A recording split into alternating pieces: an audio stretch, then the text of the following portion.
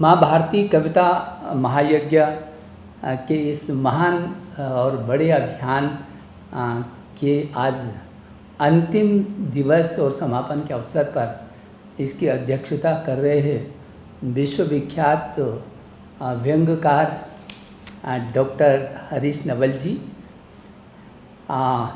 मंच पर उपस्थित प्रबंध निदेशक श्रीमती पूनम सागर जी, निदेशक नरेश चंद्र जोशी जी, सह निदेशक श्रीमती नीता जोशी जी, और जो आज पूरी तरीके से यहाँ पर 31 अगस्त से और 14 सितंबर आज शायद तक जो ये अनवरत अबाध गति से पूरी दुनिया में किसी भाषा पर और वो भी कविता के माध्यम से इतना बड़ा अभियान चला हो, ये आप विश्व रिकॉर्ड की ओर बढ़े हैं। मैं आपको बधाई देना चाहता हूँ। मैं हिंदी दिवस के अवसर पर आप सब लोगों को अभिनंदित करता हूँ, पूरी दुनिया के लोग, क्योंकि हिंदी न केवल हिंदुस्तान की अब बल्कि पूरी दुनिया में हिंदी के प्रति लगाव है, झुकाव है, उसके प्रति आकर्षण है। और क्यों ना वो हिंदी के प्रति, हिंदी दुनिया में वो भाषा है इसमें लालित्य है, सहजता है, सरलता है, गांभीर्य है, तमाम प्रकार का साहित्य है जिसमें उत्साह है, उमंग है, उल्लास है, जीवन जीने की प्रेरणा है, गतिशीलता है। यदि हम हिंदी को देखते हैं तो हिंदी पूरी दुनिया में हिंदी ही एक ऐसी भाषा है जिसका सर्वाधिक शब्द संसार है। इतना बड़ा शब्द भंडार दुनिया में किसी भी भाषा, दुनिया के तमाम देशों की भाषाओं को भी एकत्रित कर देंगे, दर्जनों देशों की भाषाओं को की शब्द संपदा को भी एकत्रित कर देंगे तो भी हिंदी के बराबर नहीं होती है। और इसलिए मैं कह सकता हूँ कि हिंदी का जो वैभव आज पूरी दुनिया में विकसित हो रहा है, जो उल्लास के साथ हिंदी को पूरी दुनिया अंगीकार कर रही है, मेरे हिंदुस्तान के लिए भी ये एक सुखद विषय है। हमारे देश के यशस्वी प्रधानमंत्री नरेंद्र मोदी जी ने समय समय पर अपनी मातृभाषा को प्रोत्साहन देने की बात की है, और दुनिया में अधिकांश देश जिन्होंने अपनी मातृभाषा पर खड़े होकर के अपना काम किया है, उन्होंने मुकाम को हासिल भी किया है। दुनिया के अधिकांश विकसित देश यदि देखेंगे तो उन्होंने अपनी मातृभाषा में अपने को खड़ा किया है। जितनी अभिव्यक्ति अपनी मातृभाषा में हो सकती है उतनी अभिव्यक्ति किसी भाषा में नहीं हो सकती है। और इसीलिए महात्मा गांधी जी ने कहा था कि जिस राष्ट्र की अपनी भाषा नहीं है वो गूंगा है। और इसीलिए उन्होंने हिंदी साहित्य सम्मेलन में कहा था 1918 में, देश की आज़ादी से पहले 1918 में उन्होंने हिंदी साहित्य सम्मेलन में कहा था कि जो हिंदी है इसको राष्ट्रभाषा ही होना चाहिए, क्योंकि ये अपने जो देश है, इस देश में तमाम भाषा और बोलियां हैं, यदि उनका सामंजस्य कर सकती है, उनको एक सूत्र में पिरो सकती है, जो हज़ारों बोलियां हैं हिंदुस्तान की धरती पर, और जो भाषाएं हैं उनकी जो सौहर्द बीच पे सूत्र के रूप में यदि पिरो सकती है तो वो ताकत हिंदी की है, एक सूत्र में पिरोने की। और यही मत जो संविधान निर्माता बाबा भारत रत्न भीमराव अंबेडकर का भी था। और आप सबको याद है कि हमारे भारत के संविधान में, ये संविधान जब बना तो देश की आज़ादी के साथ साथ जब संविधान लागू हुआ तो संविधान के भाग 17 जो राजभाषा का अध्याय 1 संघ की भाषा, वो 343 भारत के संविधान के अनुच्छेद 343 एक की मैं बात कर रहा हूँ, जहाँ कहा कि संघ की राजभाषा हिंदी और लिपि देवनागरी होगी, देवनागरी लिपि होगी, और जो राजभाषा वो हिंदी होगी।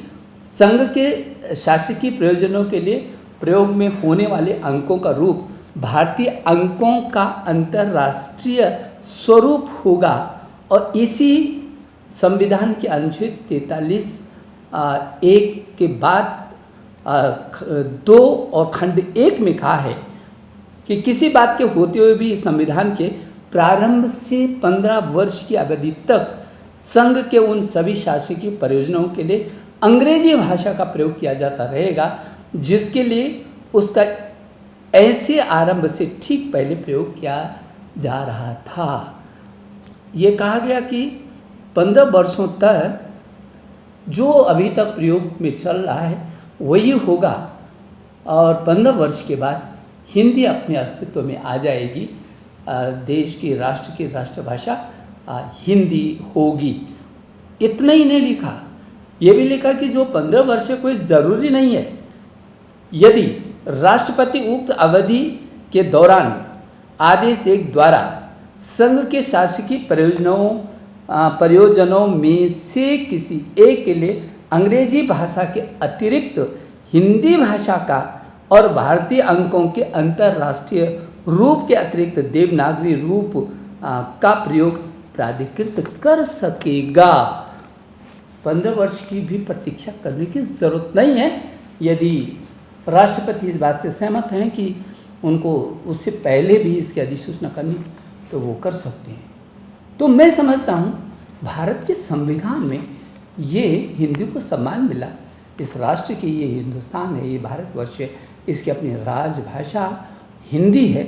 और इतना ही नहीं तो इसकी भारत के संविधान के अनुच्छेद 351 में बहुत साफ लिखा है कि संघ का यह कर्तव्य होगा कि वह हिंदी भाषा का प्रसार बढ़ाए, उसका विकास करे, जिससे वह भारत की सामाजिक संस्कृति के सभी तत्वों की अभिव्यक्ति का माध्यम बन सके और उसकी प्रकृति में हस्तक्षेप किए बिना हिंदुस्तानी में और 8वीं अनुसूची में विनिर्दिष्ट भारत के अन्य भाषाओं में प्रयुक्त रूप, शैली और पदों को आत्मसात करते हुए और जहां आवश्यक हो या वांछनीय हो वहां उसके शब्द भंडार के लिए मुख्यतः संस्कृत और गौणतः अन्य भाषाओं से शब्द ग्रहण करते हुए उसकी समृद्धि सुनिश्चित करे।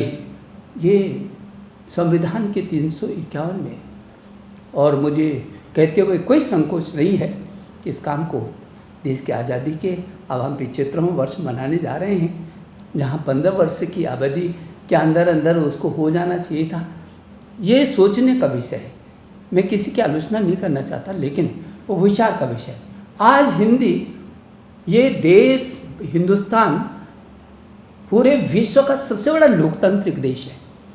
इसका मतलब सबसे बड़े लोकतांत्रिक देश की भाषा पूरी दुनिया में नंबर 1 ही तो होगी, नंबर 2 तो नहीं हो सकती। जब देश लोकतांत्रिक पूरे विश्व का सबसे बड़ा लोकतंत्र है और उस सबसे बड़े लोकतंत्र की भाषा, उसकी राजभाषा हिंदी होगी, तो वो सारे विश्व की भाषा है। लेकिन इसके बावजूद भी हिंदी का वैभव बहुत तेज़ी से विकसित हुआ।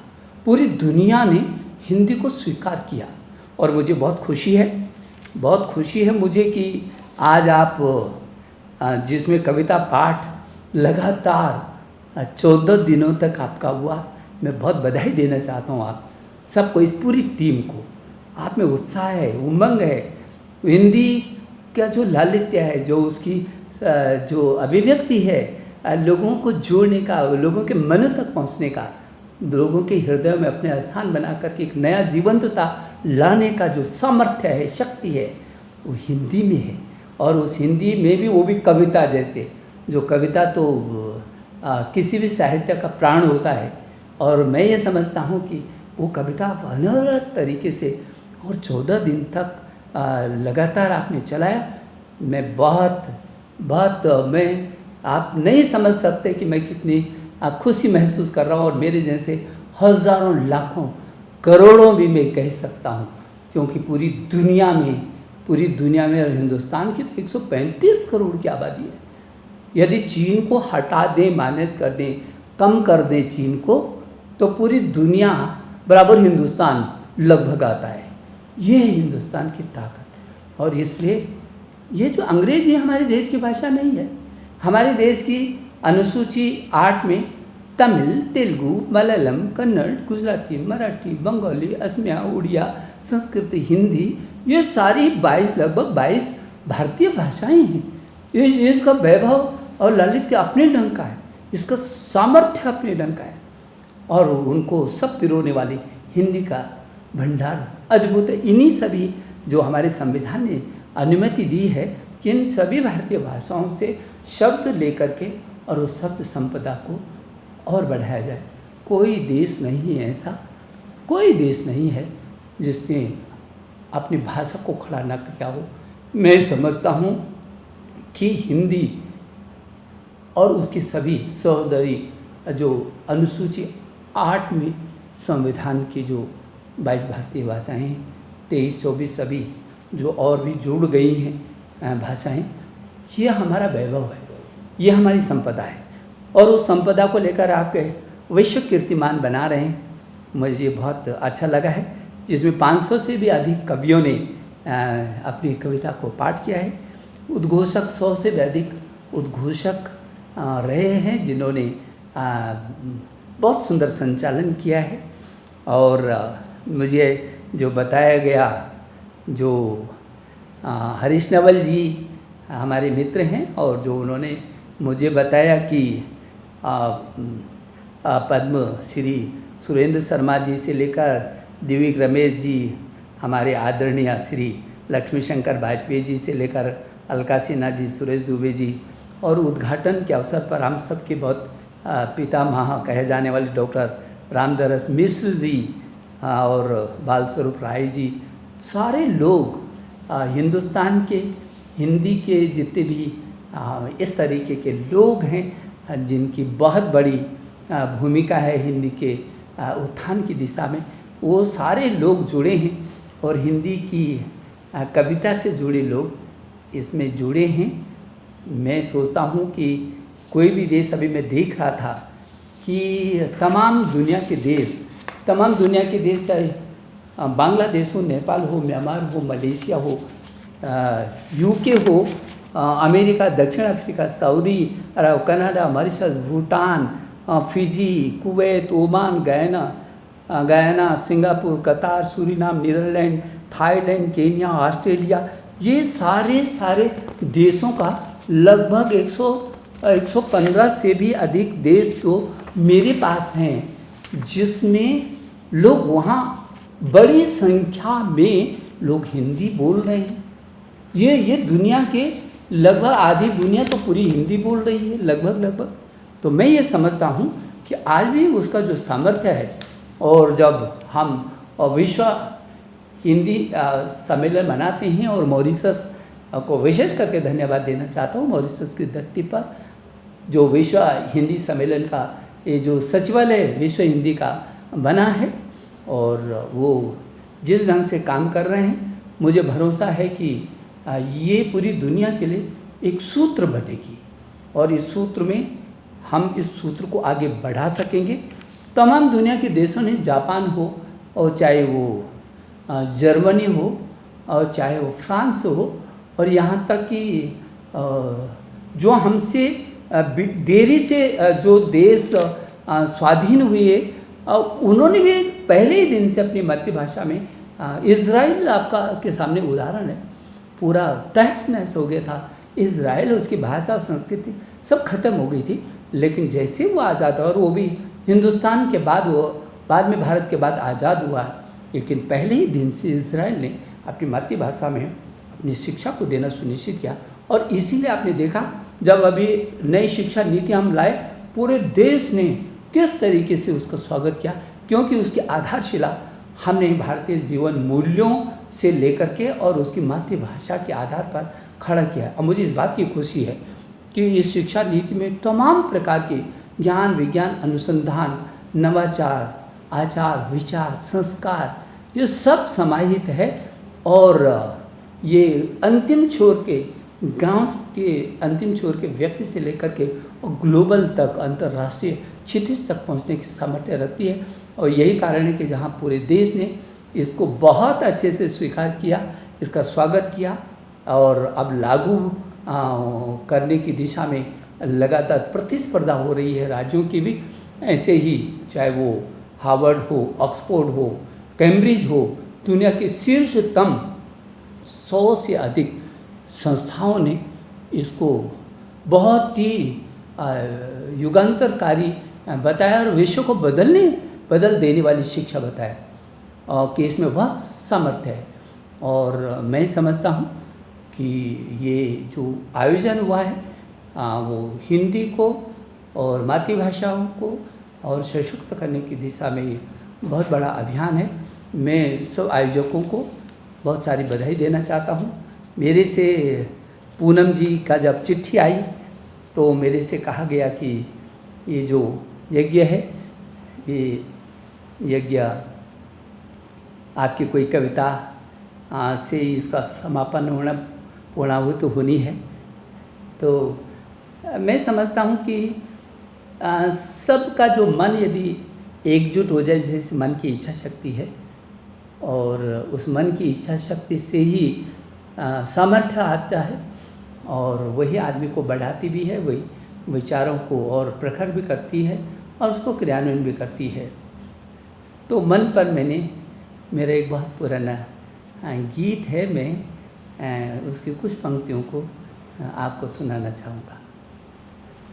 मेरे पास मेरा मन है, ये बहुत पुराना मेरे गीत है, एक कविता है जो मैं आपके साथ गुनगुनाना चाहूँगा, क्योंकि मन ही हमारे पास एक ऐसा खजाना है जो आपका अपना है, जो आपको कभी नहीं छोड़ता और वही आपका अपना होता है।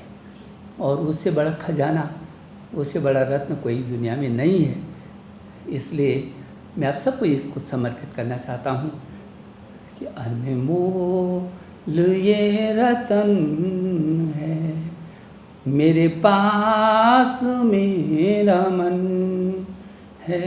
अनमोल ये रतन है, मेरे पास मेरा मन है। मैंने वेदना को अपने गीतों में गुनगुनाया, इसके सुरों को अपनी आवाज है बनाया, आवाज है बनाया। रिमझिम साए सावन है, मेरे पास मेरा मन है। अनमोल जो रतन है, वो मेरे पास मेरा मन है। और आगे की पंक्तियाँ हैं कि घनघोर तम घिरा था, नहीं साथ खुद का साया। घनघोर तम घिरा था, नहीं साथ खुद का साया। मुश्किल घड़ी में मुझको मेरे मन ने ही बचाया, मेरे मन ने ही बचाया। हर पल मेरा हमदम है, मेरे पास मेरा मन है। अनमोल ये रतन है, मेरे पास मेरा मन है। इसकी अंतिम 4 पंक्तियाँ हैं। जब छल दंभ और द्वेष का वातावरण रहता है, तो छल दंभ द्वेष का जब चारों तरफ था डेरा, लड़कर के इनसे मन ने जीवन संवारा मेरा, जीवन संवारा मेरा। संघर्ष का दर्पण है, मेरे पास मेरा मन है। संघर्ष का दर्पण है, मेरे पास मेरा मन है, अनमोल ये रतन है, मेरे पास मेरा मन है। जितने भी कवियों ने इस महाअभियान में अपनी कविताओं को सुनाया है, गाया है, गुदगुदाया है, उन सभी का मैं इस अवसर पर, जबकि अब समापन का अवसर है, इस अवसर पर मैं आप सबका बहुत अभिनंदन करता हूं। और आप कविता के संसार को आगे बढ़ाएंगे, मुझे भरोसा है, और आपकी कविता लोगों को एक नया जीवन देने में सफल होगी। आज हिंदी दिवस है, और इस हिंदी दिवस पर आज से 30 वर्ष पहले मैंने कुछ पंक्तियों को लिखा था, उसको भी मैं कह करके और इस कार्यक्रम में आप सबका अभिनंदन करता हूं। और उस हिंदी देश की शान है करके मैंने लिखा था कि एकता की सूचक हिंदी भारत माँ की आन है, कोई माने या ना माने हिंदी देश की शान है, भारत माँ का प्राण है ये, भारत गौरव गान है। भारत का प्राण भी है ये, और भारत का गौरव गान भी है ये। हमारे देश की गुलामी की थपेड़ों ने हमको भले ही तमाम प्रकार के दिनों को, खराब दिनों को भी दिखाया हो, हमारी भाषा, संस्कृति और शिक्षा को जिस तरीके से तहस नहस किया गया था, लेकिन आज देश स्वतंत्र है, और अब हमारी सबकी जिम्मेदारी है, नैतिक जिम्मेदारी है कि हम उस विश्वगुरु भारत को वही बनाए हुए तक्षशिला, नालंदा जैसे विश्वविद्यालय जहाँ पूरी दुनिया के लोग आते थे और शिक्षा ग्रहण करके जाते थे, उस संस्कृति को, उस ज्ञान और विज्ञान को एक बार फिर दुनिया में सरसाने की ज़रूरत है, और उसकी आधारशिला हिंदी और भारत बनेगी, मुझे ऐसा भरोसा है। और बीच में कुछ पंक्तियाँ हैं, लेकिन कुछ पंक्ति आगे की मैं कह करके इसको पूरा करना चाहूँगा कि सागर के संभाव हैं इसमें, सागर के संभाव हैं इसमें, रस छंदों का अमृत पान है, मन को सदा लुभाती हिंदी बहुरत्नों की खान है, भाषा हिंदी देश की बिंदी। और आपने तो इस कार्यक्रम के बाद मैं कहना चाहूँगा कि भाषा हिंदी संसार की बिंदी। आज आपने सारी पूरी दुनिया की इसको उसके ललाट पर एक सुंदरतम बिंदी लगा दी है। तो भाषा हिंदी संसार की बिंदी, घर इसका हिंदुस्तान है, कोई माने या ना माने हिंदी निज सम्मान है, भारत माँ का प्राण है, भारत का गौरव गान है, हमारा आत्मसम्मान है, और भारत का गौरव गान है, विश्व भारती वैभव का ये मान है, भारत का गौरव गान है। मैं एक बार पुनः इस अवसर पर सभी का अभिनंदन करता हूँ, और इस बहुत बड़े आयोजन के लिए आपको हृदय की गहराइयों से मैं हिमालय से आता हूँ। आप समझ सकते हैं हिमालय जहाँ से गंगा अवतरित होती है, मुझे भरोसा है कि गंगा की जो पावनता की तरह हिमालय से निकलती है और पूरे विश्व को सुख, शांति और अमृत पान कराती है, उस गंगा की तरह हिंदी का प्रवाहमान भी, हिंदी के साहित्यकार हैं, जो मेरे कवि हैं, जो हिंदी के समर्थक हैं, जो हिंदी भाषी हैं, जो पूरे विश्व के अंदर हिंदी का आत्मसात करके उस अभियान में जुटे हुए हैं, उन सब का मैं अभिनंदन करता हूँ। बहुत बहुत धन्यवाद। नमस्कार।